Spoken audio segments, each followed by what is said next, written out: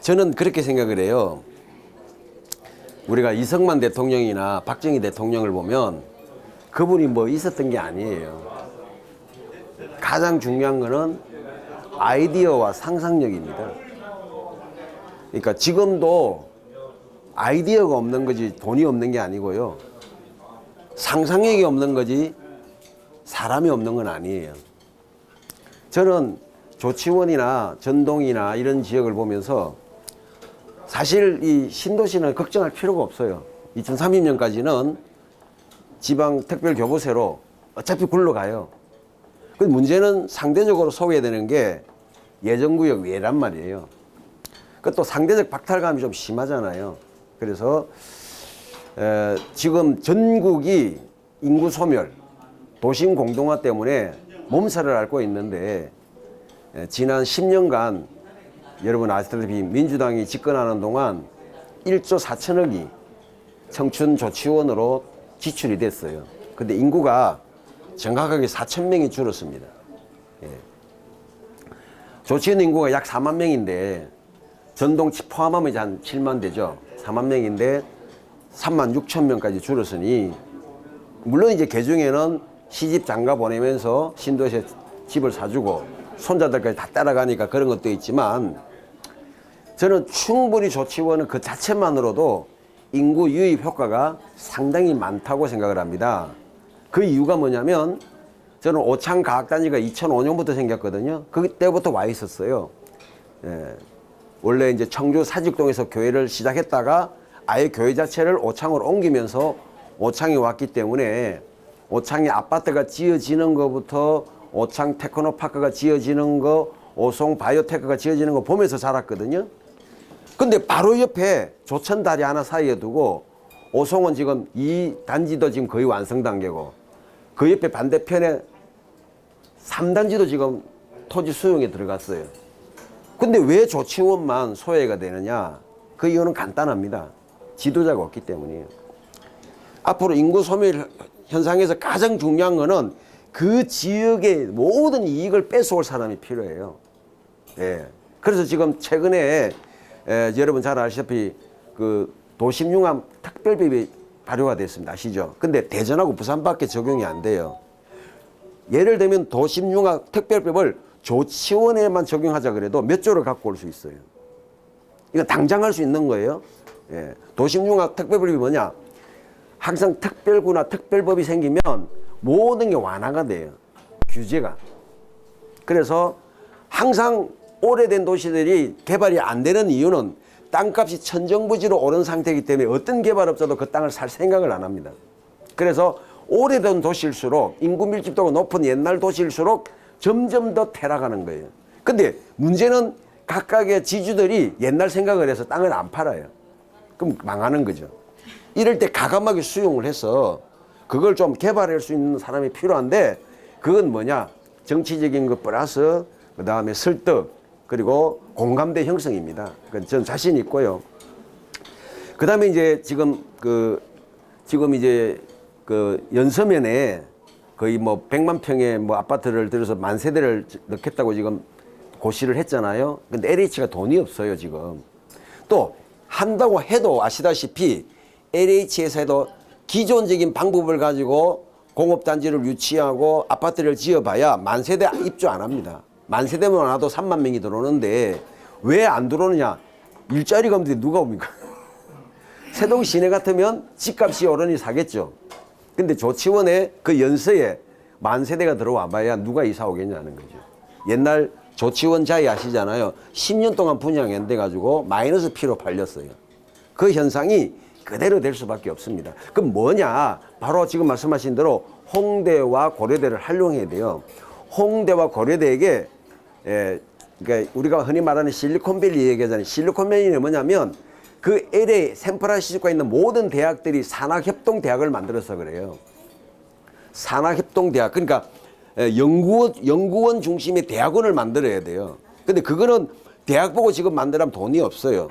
우리가 땅과 건물을 지어줄 테니 너희들 학교 권한이 있으니까 여기다가 말 그대로 개발한 이익금을 가지고 연구비를 지원해 줄 테니 대학원을 한 1000명씩 수용해라. 그러면 그 1000명이 무슨 일을 했냐면 지금 대덕밸리가 그렇습니다. 대덕밸리에 카이스트 대학원에 들어가면 모든 대학원생이 입학과 동시에 회사를 하나씩 세우게 돼 있어요. 그게 스타트업이에요. 내 연구 분야가 만약에 뭐 반도체다. 그러면 반도체 관련 회사를 하나 세워야 돼요. 그리고 자기 연구를 특허 얻으면서 그 특허를 가지고 그걸 사업하고, 그럼 시나 국가가 해야 될 일은 뭐냐? 그 친구가 세운 이 계획을 가지고 좋다. 초기 자금 3억 빌려줄게. 해봐라. 이렇게 되어진다는 거죠. 그래서 1000명에서 1000명씩 2000명이 온다면 기업이 2000개가 준비되는 거죠. 성공 확률이 10%라 보거든요. 그럼 200개 기업만 성공해도 조치원 밸리가 형성이 되는 거예요. 그 다음에 조치원 밸리가 형성되면 그 조치원 밸리 하는 게 뭐냐? 성공한 기업은 자기들이 또 엔젤 투자가 되어서 또 학교들을 지원하게 만드는 거예요. 그러면 얼마나 좋으냐? 조치원이 좋은 게 뭐냐면 경부선이 지나가죠. 오송역이 5분 거리에 있습니다. 이거 100% 가능해요.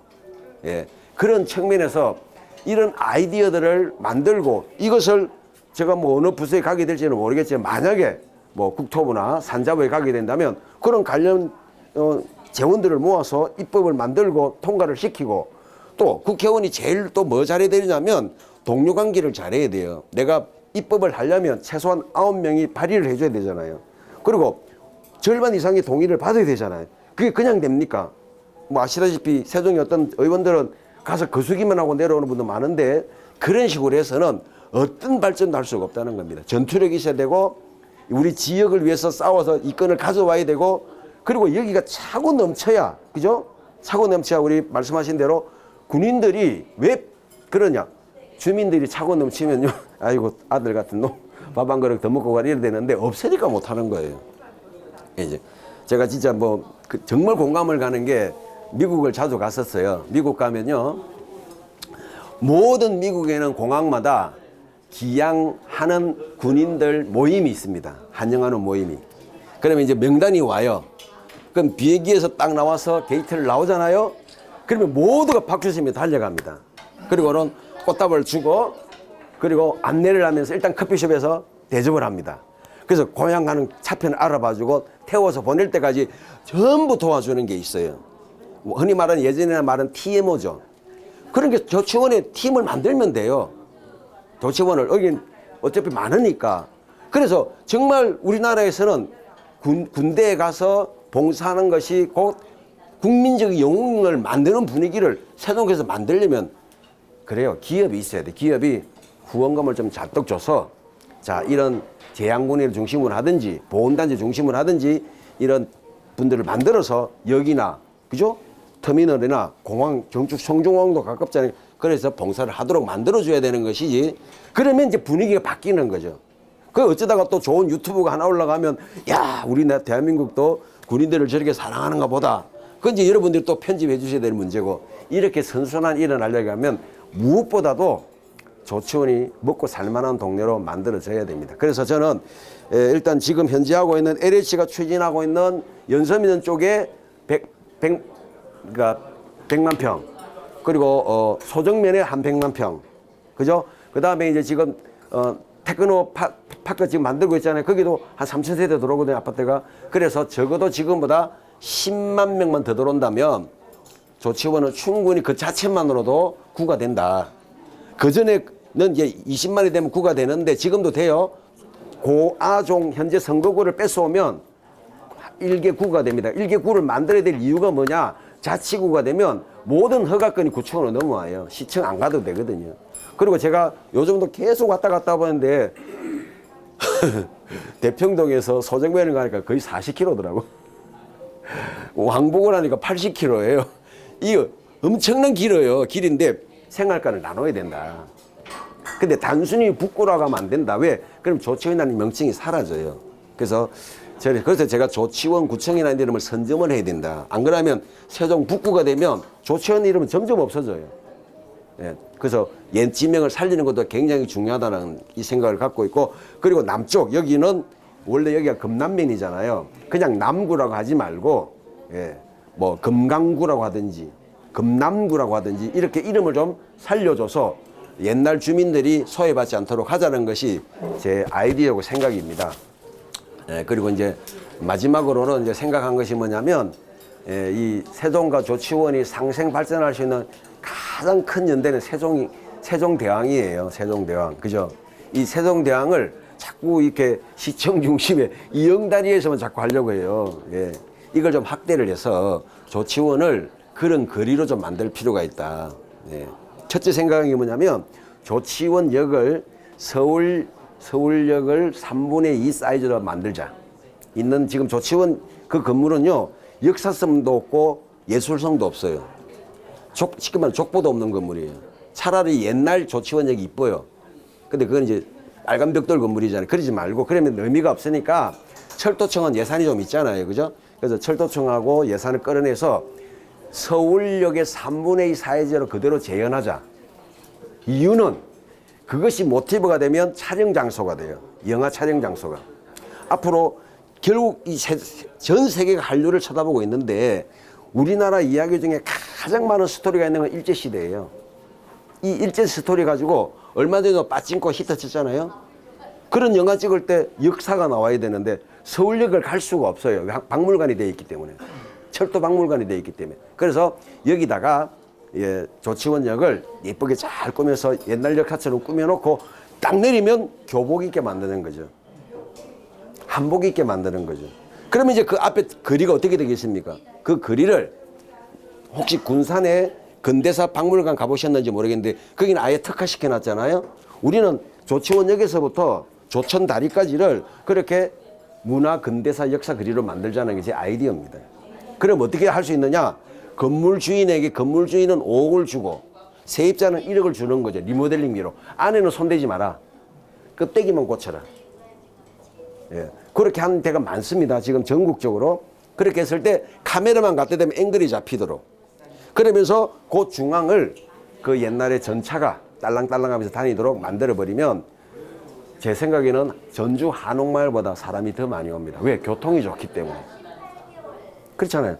경부선도 지나가죠. 호남선도 지나가죠. 15분마다 지나가다가 잠시 내려서 사진 하나 찍고 가도 된단 말이에요. 그런 컨텐츠가 없으니까 지나갈 뿐이지 컨텐츠만 있으면 새마을호도 쓰고요. KTX도 세울 수 있어요. 그 컨텐츠를 만들 자신이 있는데 그럼 얼마 들어가냐? 한 2조가 들어가겠더라고요. 그 2조 영화진흥공사에서 뺏어오면 됩니다. 돈 많아요. 영화진흥공사. 아시잖아요. 그리고 또 시를 설득해서 부산은 영화 촬영하면 30억을 줍니다. 부산을 주제로 찍으면. 조치원도 마찬가지죠. 세종시에서 좀 예산을 만들어서 한 10회만 1년에 지원하면 300억 아닙니까? 300억이면 그 영화 보고 야 조치원 어디 가보자고 왜 안 오겠습니까? 그렇게 아이디어와 상상력이 있어야 되는 사람이 좀 나와야 되는데 지금까지는 다 누가 국회를 갔느냐 하면 의사들, 변호사들, 검사들 이런 사람만 가니까 거기서 무슨 좋은 아이디어가 나오겠냐는 거죠. 우리 글 쓰는 분들 아시잖아요. 작가는 상상력이잖아요. 그런 상상력이 나라를 만들고 시대를 바꾸는 거잖아요.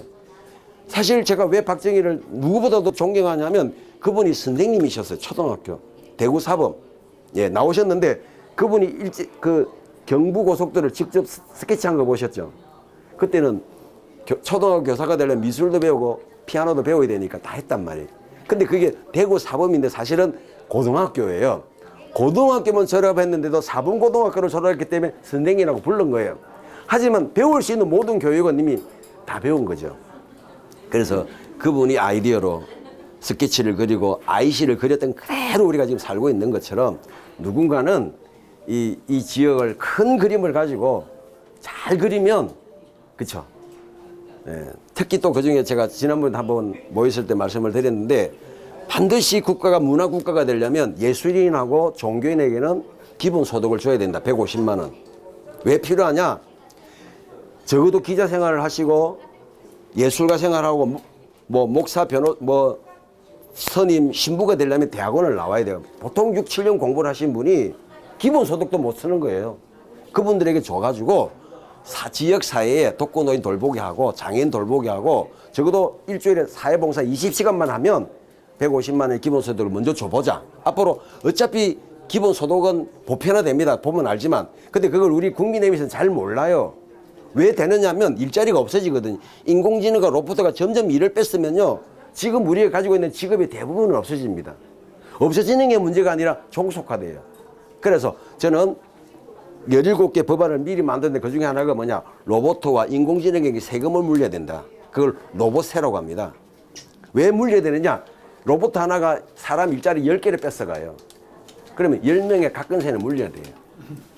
예를 들면 서빙을 사람이 하면 200만 원 받잖아요. 근데 이걸 렌탈하면 70만 원만 주면 돼요. 그죠? 아시잖아요? 그럼 얘는 이것 때문에 일자리가 하나 뺏어갔잖아요. 근데 얘는 잠도 안 자요. 밤에도 해요. 그럼 약 400만 원 뺏어가요. 그럼 적어도 이 친구한테 100만 원 정도 세금을 물려야 된다는 거죠. 자, 인공지능은 뭐냐? 우리가 지금 포털을 다 쓰잖아요. 포털은 자기 컨텐츠가 아니에요. 우리가 올린 컨텐츠를 가지고 자기가 먹고 살아요. 그죠? 그러면 불로소득인 거예요. 이걸 뺏어오자는 거죠. 예. 포털로부터. 그게 인공지능세입니다.